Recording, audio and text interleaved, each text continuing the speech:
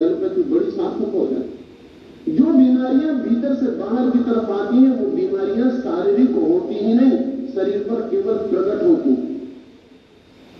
उनके होने का तल सदा ही साइकिक या और गहरे में स्पिरिचुअल होता है, या तो मानसिक होता है या आध्यात्मिक होता है। अब जिस आदमी को मानसिक बीमारी है उसका अर्थ यह हुआ कि उसको शारीरिक चिकित्सा कोई फायदा नहीं पहुंचा सके, शायद नुकसान पहुंचाए, क्योंकि चिकित्सा कुछ करेगी उस आदमी के साथ, और उसका कुछ करना अगर फायदा नहीं पहुंचाता तो नुकसान पहुंचाएगा। सिर्फ वही चिकित्साएं नुकसान नहीं पहुंचाती जो फायदा भी नहीं पहुंचा सकती। जैसे होम्योपैथी कोई नुकसान नहीं पहुंचा सकती क्योंकि फायदे का भी कोई डर नहीं, लेकिन होम्योपैथी से फायदा होता है, पहुंचा नहीं सकती। इसका यह मतलब नहीं कि होम्योपैथी से फायदा नहीं होता है, फायदा होता है। फायदा होना दूसरी घटना है, फायदा पहुंचाना बिल्कुल दूसरी घटना है। ये दो चीजें हैं अलग अलग।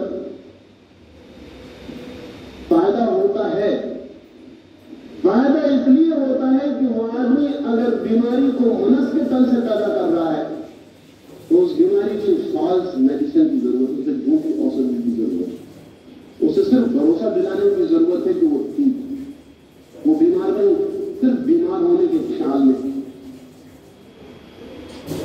उसे भरोसा भरा जाए। वो राख से भी आ सकता है किसी धातु की, वो गंगा के जल से भी आ सकता है, और अभी तो बहुत प्रयोग चलते हैं जिसको आप औषधि आभास प्लेसबो कहें, उसके बहुत प्रयोग चलते हैं। अगर 10 मरीज एक ही तरह की बीमारी के मरीज हैं, उनमें 3 को एलोपैथी की चिकित्सा दी जाए, 3 को होम्योपैथी की दी जाए, 3 को नेचुरोपैथी की दी जाए, बड़े मजे की बात यह है कि सब पैथियां बराबर ठीक करती हैं और बराबर मारती हैं, अनुपात में कोई बहुत फर्क नहीं पड़ता। तब थोड़ा सोचने जैसा मामला हो जाता है कि बात क्या है। मेरी दृष्टि में एलोपैथी अकेली वैज्ञानिक चिकित्सा है, लेकिन चूंकि आदमी अवैज्ञानिक है इसलिए वैज्ञानिक चिकित्सा अकेला काम नहीं कर सकती। एलोपैथी अकेली विज्ञान के ढंग से आदमी के शरीर के साथ व्यवहार करती, लेकिन आदमी चूंकि भीतर से काल्पनिक भी है, प्रोजेक्टिव